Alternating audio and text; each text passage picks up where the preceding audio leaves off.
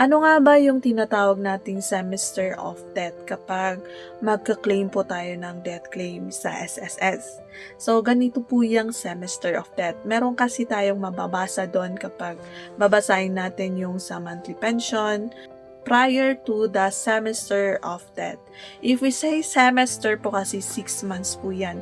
For 1 year, there are 4 quarters. So, January to March, April to June, July to September, October to December. So, kunwari, namatay po yung member noong March 2026. So, nag-fall po siya sa first quarter.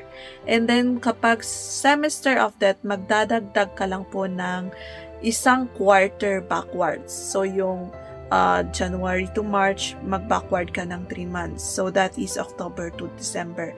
So, yung semester of death po ninyo is yung October 2025 to March 2026. Yan po yung tinatawag na semester of death. Dapat hindi po bababa ang inyong contribution ng 36 months bago po semester ng inyong death.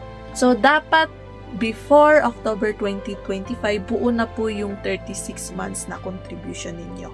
Paano naman yung contributions from October to March 2026 bago po namatay? So, kasali pa naman yan sa computation sa pwedeng makuha po ng inyong beneficiary.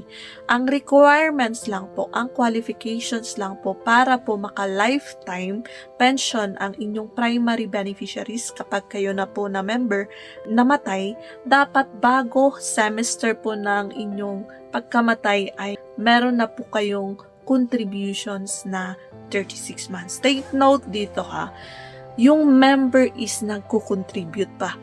Iba po ito sa nagpe-pension na. Kasi sa nagpe-pension na, kailangan na dapat 120 months ang kanyang contribution and above.